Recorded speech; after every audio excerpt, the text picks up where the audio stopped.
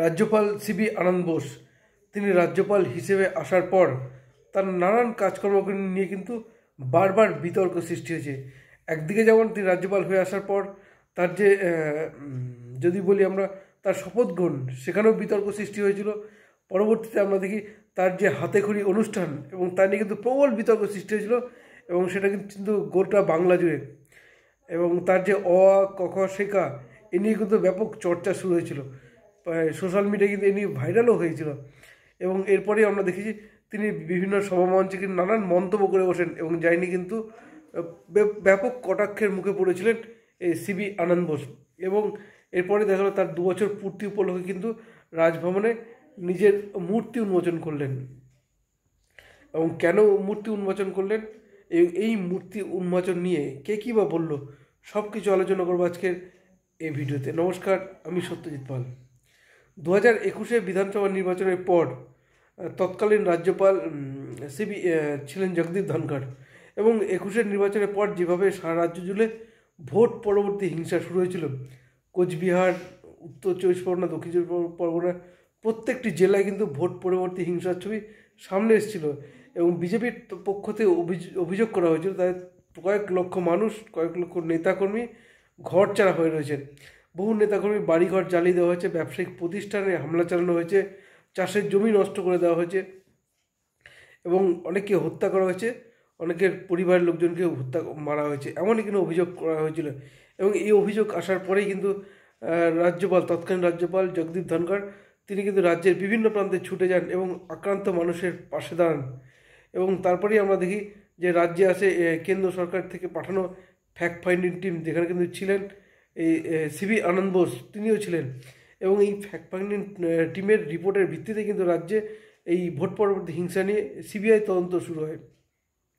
এরপরে জগদীপ ধনখড়ের নাম চলে আসে উপরাষ্ট্রপতি হিসেবে, এবং যার ফলে তিনি কিন্তু রাজভবন ছেড়ে চলে যান, এবং পরবর্তীতে রাজ্যপাল হয়ে আসেন সিবি আনন্দ বোস। এবং তিনি আসার পর কিন্তু বিতর্ক শুরু হয়, বিশেষ করে তার যে শপথ গ্রহণ অনুষ্ঠান ছিল, সেখানে দেখা যায় বিরোধী দলনেতা শুভেন্দু অধিকারী তার বসার জায়গা রাখা হয়েছে, ঠিকঠাক রাখা হয়নি, তাই নিয়ে বিতর্ক সৃষ্টি হয়েছিল।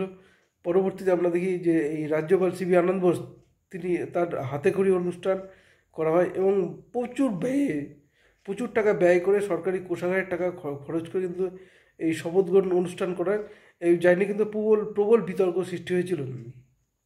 পরবর্তী আমরা দেখি সিবি আনন্দ বোস তিনি রাজ্যের মুখ্যমন্ত্রীর নানান প্রশংসা করেন, এবং প্রশংসা করতে বিভিন্ন মহাপুরুষের নাম টেনে আনেন, এবং তাই নিয়ে কিন্তু ব্যাপক সমালোচনা হয়েছিল।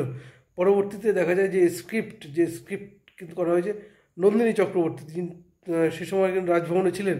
পরবর্তীতে নন্দিনী চক্রবর্তীকে সরিয়ে দেন রাজ্যপাল সিবি আনন্দ বোস, এবং তারপরেই দেখা যায় এই নন্দিনী চক্রবর্তী কিন্তু এই মুহূর্তে রাজ্যের স্বরাষ্ট্র সচিব। কিন্তু রাজ্যপাল তিনি কিন্তু থেকেছেন সবসময় আলোচনার মধ্যেই। আমরা দেখি রাজ্যে যে হিংসা শুরু হয়েছিল মমিনপুরে, ইকবালপুর মমিনপুরে, সেখানেও পরবর্তী রিসরা বলি হাওড়া রামনবমী নিয়ে যে হিংসা শুরু হয়েছিল, সেখানে তিনি ছুটে যান, এবং তিনি কিন্তু বারবার অ্যাকশন নেওয়ার কথা বলেন। এবং পঞ্চায়েত ইলেকশনে যেখানে মারধর ভাঙচুরের ঘটনা ঘটে, সেখানেও তিনি কিন্তু অ্যাকশনের কথা বলেন, কিন্তু কোনো অ্যাকশনটা কিন্তু নেননি। বারবার কিন্তু সংবাদ মাধ্যমের সামনে এই অ্যাকশন নেওয়ার কথাই কিন্তু বলেছেন সিবি আনন্দ বোস, ফলে তাকে নিয়ে সমালোচনা বারবার হয়েছে।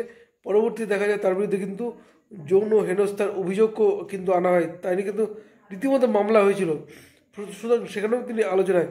এবারে দেখা গেল সিবি আনন্দ বোসের 2 বছর পূর্তি উপলক্ষে রাজভবনে নিজেই নিজের মূর্তি উন্মোচন করলেন, এবং তাই নিয়ে শুরু প্রবল বিতর্ক। রীতিমতো সিপিএম নেতা তথা আইনজীবী বিকাশ রঞ্জন ভট্টাচার্য রীতিমতো উন্মাদ বলেছেন এই সিবি আনন্দ বোসকে। ফলে তারই যে নিজের মূর্তি নিজেই উদ্বোধন করা, তাই নিয়ে কিন্তু ব্যাপক বিতর্ক শুরু হয়েছে। একদিকে যেমন রাজ্যের মুখ্যমন্ত্রী বিভিন্ন জায়গায় নিজের হাসি মুখের ছবি পোস্টার দেন, ঠিক একই রকমভাবে সিবি আনন্দ বোস তিনি নিজের মূর্তি উন্মোচন করলেন, তাই নিয়ে প্রবল বিতর্ক শুরু হয়েছে। ফলে এই সিবি আনন্দ বোস তিনি রাজ্যপাল হিসেবে আসার পর নানান বিষয়ে কিন্তু বারবার বিতর্ক সৃষ্টি করেছেন এবং খবরের শিরোনামে থেকেছেন। ফলে স্বাভাবিকভাবেই তিনি বারবার অ্যাকশনের কথা বলেছেন, কিন্তু কোনো অ্যাকশনের পথে হাঁটেননি, ঠিক একইভাবে চালিয়েছেন। কিন্তু কথা কিন্তু বলেছেন সংবাদ মাধ্যম পেলে। এবার দেখা গেলো সব কিছু ছাড়িয়ে নিজের মূর্তি উন্মোচন করলেন। এখন দেখা যাক এই নিয়ে যে বিতর্ক সৃষ্টি হচ্ছে সেই বিতর্ক কতটা রূপ পায়, বা এই সিবি আনন্দ বোস পরবর্তী কোনো অ্যাকশনের পথে হাঁটেন নাকি নতুন করে আরও বিতর্কে জড়িয়ে পড়েন, সেদিকে আমাদের নজর থাকবে। নজর রাখুন আপনারাও। ধন্যবাদ, ভালো থাকবেন সবাই।